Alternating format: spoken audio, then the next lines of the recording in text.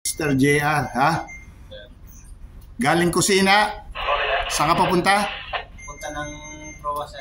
Para mag-aral kung paano yung procedure sa SBM, sir, o yung tinatawag nilang single buoy mooring. Wow! Parang ano. Oh, dito sa Timon, may naintindihan ka konti? Meron naman. Oh.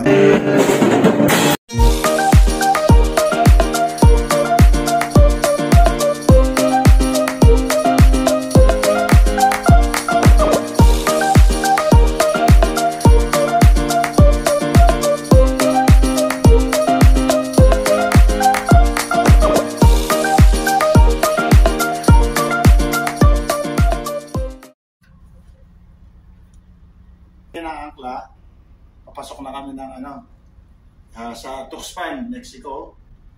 At yung sinabi ni Mr. JR na attract kami sa boya. Dati, boya kami yung conventional yung dati, pero ngayon, iba naman. Sa proa naman na tatali ang boya. Ngayon, tumawag si third mate. Third, saan tayo gustong papuntahin ng piloto? Kasi yung pilot station sa amin yung pilot station Kasi daw kami slowly dito 1 mile south ng SBM number 2. Kasi yung pilot nila, yun yung magiging pilot natin.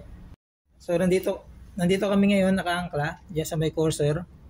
Sabi ng pilot station, mag-proceed kami slowly hanggang dito 1 mile south ng SBM number 2. Turo mo yung SBM number 2. Ito yung number 2. Ito, yan.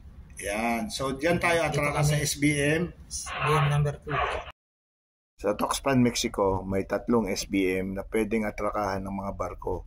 1, 2, and 3. Sa SBM number 2 kami atraka o tatali. Magmo-moored. Halos mag-a-anchor away na kami. Right, Charlie!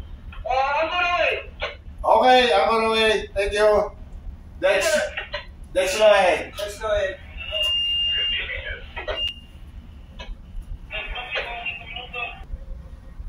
Slow ahead. Slow ahead.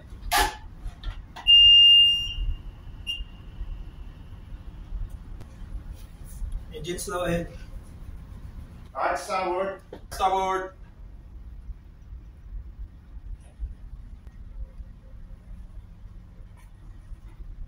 Starboard, sir.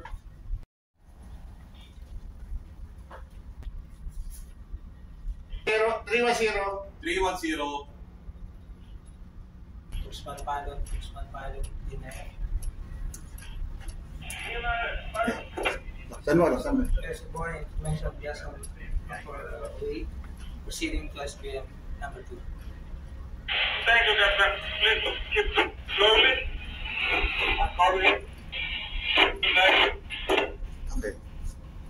Okay, proceeding slowly to SBM number 2. Kasama natin sa ating video ang ating crew sa pagpapaliwanag kung paano ang operasyon na ginagawa sa loob ng barko. Kung meron po itong pagkukulang, pagkakamali, ito po ay hindi sinasadya. Ang nais namin ay makatulong at makapagbigay ng kaunting kaalaman.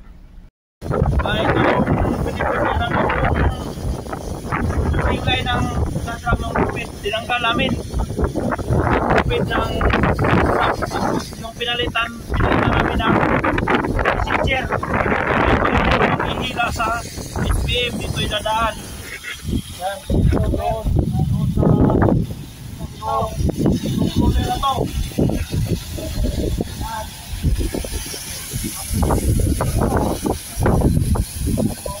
Pasok doon. Dali namin yung pig.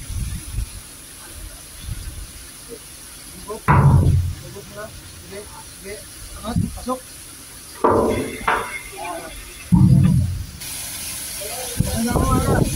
So, bali, tama yung sinabi ng partner natin na si Otoy. Galatina Splatter. SBM, tama, means single buoy mooring. So, single buoy mooring, bali magpapasin lang tayo sa center lead. Itong center lead na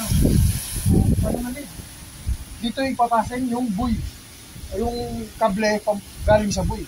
So, ito yung lock niya, dito siya maglalak na. No? So yung tulad sinabi niya, no, yung preparation, dedicated lang talaga yung isang mooring drum. Ngayon, para lang talaga sa SBM. Yun lang. Yung ibang drum hindi pwede kasi dahil yung purpose nito, ito yung roller, sentro sa son. Kaya ito yung purpose. Para lang yung drum na kaya tinanggal namin yung mooring line na lubid, tapos pinalitan namin ng maliit na messenger. Pang birang mabaya. Ngayon, yung ibang preparations pa dito ay itong mga accessories na ginagamit. Number 1 is shackle. Kung natin shackle yun, kukulit natin yan. At itong mga panggamit pa doon na nakalagay doon. Yung shackle puncher, na hammer, mga ibang accessories. Nandito rin yung sledgehammer. In case namin magsalang, pwede natin paluin. At ito yung guide para panghila.